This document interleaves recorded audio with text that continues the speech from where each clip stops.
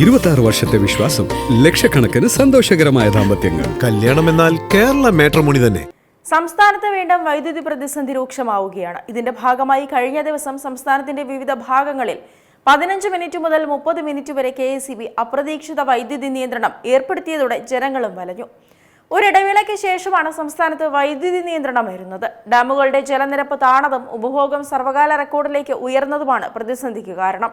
KSEB പുറത്തുവിട്ട കണക്കുകൾ പ്രകാരം 21.31% ജലം മാത്രമാണ് ഡാമുകളിലുള്ളത്. കഴിഞ്ഞ വർഷം ഇതേ സമയം 60.65% ജലമുണ്ടായിരുന്നു. KSEBയുടെ പ്രധാന ഡാമുകളിലെല്ലാം കൂടി നിലവിൽ ആകെ സംഭരണ ശേഷിയുടെ 28% വെള്ളം മാത്രമാണ് അവശേഷിക്കുന്നത്. ഡാമുകളിൽ നിന്നുള്ള കഴിഞ്ഞ ദിവസത്തെ ആഭ്യന്തര വൈദ്യുതി ഉൽപാദനം വെറും 24 ദശലക്ഷം യൂണിറ്റ് ആയിരുന്നു. എന്നാൽ സംസ്ഥാനത്തെ പ്രതിദിന ഉപഭോഗം 86.46 ദശലക്ഷം യൂണിറ്റായി കുതിച്ചുയർന്നു. അതിനാൽ തന്നെ ആവശ്യത്തിന് മഴ ലഭ്യമാകാത്തത് മൂലമാണ് വൈദ്യുതി പ്രതിസന്ധി ഉണ്ടാകുന്നതെന്ന വാദം KSEB മുന്നോട്ട് വയ്ക്കുന്നുണ്ട്.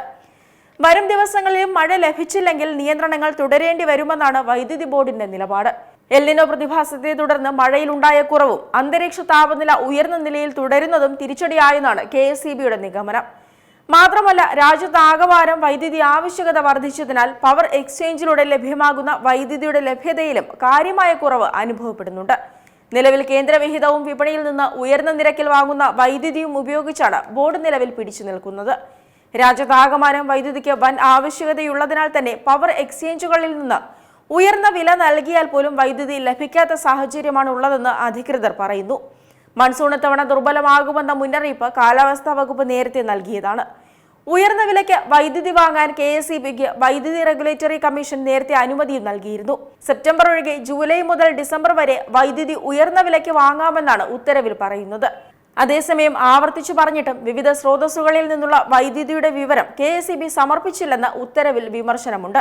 KSEB പവർ എക്സ്ചേഞ്ചിൽ നിന്ന് അടക്കം വാങ്ങിയ വൈദ്യുതിയുടെ വിവരങ്ങൾ നൽകിയില്ലെന്നാണ് വിമർശനം. അപ്രഖ്യാപിത ലോഡ് ഷെഡിങ്ങിനെതിരെ വ്യാപക വിമർശനമുള്ളതായും കമ്മീഷൻ ഉത്തരവിൽ ചൂണ്ടിക്കാട്ടുന്നു. ഏറ്റവും പുതിയ വാർത്തകളും വിശേഷങ്ങളും വിരൽ തുമ്പിലറിയാൻ Zee മലയാളം ന്യൂസ് എല്ലാ ഡിജിറ്റൽ പ്ലാറ്റ്ഫോമുകളിലും ലഭ്യം.